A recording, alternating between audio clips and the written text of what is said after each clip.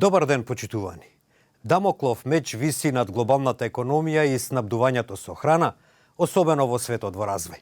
Предупреди неодамна шефот на Обединетите нации Антонио Гутереш, наведувајќи ја како причина за тоа војната во Украина. Што Македонија, која главно е зависна од увозот на прехранбени продукти, би требало да преземе за да надмине оваа криза. Во услови на криза со храна во светот се препорачува земјите повеќе да се свртат кон сопствено земјоделско производство. Тоа во Македонија, според експертите, ќе оди тешко поради досегашните лоши политики. Според нив не е доволно само да се има плодна почва, вода и сонце, туку оти мора целиот систем да се стави во функција. Македонија произведува помалку храна од она што ѝ е потребно. Иако половина од државата е земјоделско земјиште, сепак се намалува интересот за негова обработка. Лошите политики, незадоволството кај земјоделците ги бркаат младите од селата, а со тоа прети опасност дека во следните децении нема да има кој да произведува храна во земјава. Мемет Синани целиот живот се занимава со земјоделство. Како најстар син во семејството, по смртта на неговиот татко започнал да го работи семејниот имот во Тетовско камењане. Најмногу сади пчинка и пченица. Може да произведува големи количини, ама поради ниските откупни цени вели дека со години работи со загуби. Годинава е уште полош, поради вретоглавиот раст на цените на вештачките ѓубрива и нафтата. Ако ова година не се излегува на сусрет на земјоделците, стварно да можеме некој денар барем да преживееме, во година во Македонија ќе нема пшеница. Ова го знам сигурно. Затоа што ова година веќе посејани се овие пшеници што ги гледате. Уште есента не знаевме дека вака ќе биде вештачкото ѓубре. Јас да знаев дека вака ќе биде, немаше да посеам пшеница. Се сеќава на некои подобри времења, кога и без субвенции произведувал многу повеќе бидејќи имало пласман на производите и добра откупна цена. Но времењата се смениле, па по него веќе нема да има кој да ги работи плодните ниви. Имам јас, фала Богу, кој да ме замени, меѓутоа не во земјоделие. Младите во оваа држава не гледат иднина во земјоделие. Ако пред 30 на години во Македонија се обработувале и до 660.000 хектари земја, сега обработливото земјиште е намалено за скоро 150.000 хектари. Податоците на Државниот завод за статистика покажуваат дека лани сме увезле храна во рекордна вредност од над 700 милиони евра. Македонија важи за земјоделска држава. Но она што е интересно е дека последните години домашното производство се намалува. Тоа значи дека имаме помалку жито, помалку ориз, помалку компир и многу други производи. Па така полека, но сигурно државата станува зависна од увоз на храна. Според професорот Драги Димитриевски од Институтот за агроекономика, трговскиот дефицит ќе продолжи. И со подолгорочни мерки не верува дека македонското тло ќе може да ја произведе сета храна за населението. Вели дека не е доволно само да се има плодна почва, сонце и вода, туку мора целиот систем да се организира и стави во функција. Се наоѓаме во еден период кој што ќе го зголеми интересот и пред се на политиката за преземање на одредени мерки и на краток, но и на среден и на подолг рок за ставање во функција на овие капацитети. Бидејќи основна политичка причина за постоење на земјоделската политика е да произведе доволно храна за населението. И Билјана Петровска-Митревска од Националната федерација на фармери вели дека пандемијата ја истекна потребата од стабилен систем кој ќе може постојано да обезбедува доволни количини храна по пристапни цени.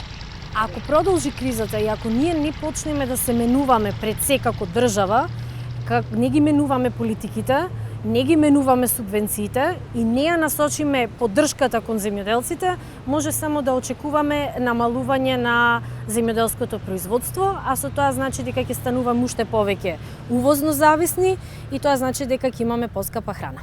Додека дел од државите стравуваат од глад, тетовчанецот Мемет сега планира садење на пчинката, но и разговори со властите за поддршка на пченицата. Ако поддршката изостане, дел од неговите ниви до година ќе останат празни. Оваа војна оди многу подалеку од Украина, им рече деновиве на новинарите генералниот секретар на Обединетите нации Антонио Гутереш, предупредувајќи го светот дека последиците од војната во Украина може да резултираат со ураган од глад во многу земји, како и топење на глобалниот систем за храна. Земјоделското производство на Украина е сериозно погодено од тековниот конфликт и многу полоши последици веројатно ќе се случат на есен поради неможноста да се посеат нивите. Тобто є частина полів, які або розбомблено, або заміновано, це небезпечно. Тому південні і центральні регіони України в цьому році по них є прогноз скорочення виробничих площ. Тимофи Милованов, поранешен министер за економија на Украина, истакна дека моменталната ситуација му нанела тежок ударат на извозот на храна. Според него, околу 10 милиони хектари се безбедни и оти тие ќе бидат доволни со Украина, но сериозно ќе се ограничи извозот. But if we don't have a proper planting season, there's gonna be maybe reduction of 5 to 10% of world supply in the fall. That's gonna create food crisis logistically locally. So probably it's not gonna hurt rich economies, developed economies, because they don't, they'll just price it out and Генералниот секретар на Обединетите нации Антонио Гутереш неодамна оцени дека мора да се направи се што е можно за да се избегне ураганот глад и топење на глобалниот систем за храна. This war goes far beyond Ukraine. It is also an assault on the world's most vulnerable people and countries. While war reigns over Ukraine, a sword of Damocles hangs over the global economy, especially in the developing world. Според генералниот секретар на Обединетите нации Антонио Гутереш, сето ова се заканува со опасност од големи немири во светот. Food, fuel and fertilizer prices are skyrocketing. Supply chains are being disrupted, and the costs and delays of transportation of imported goods when available are at record levels.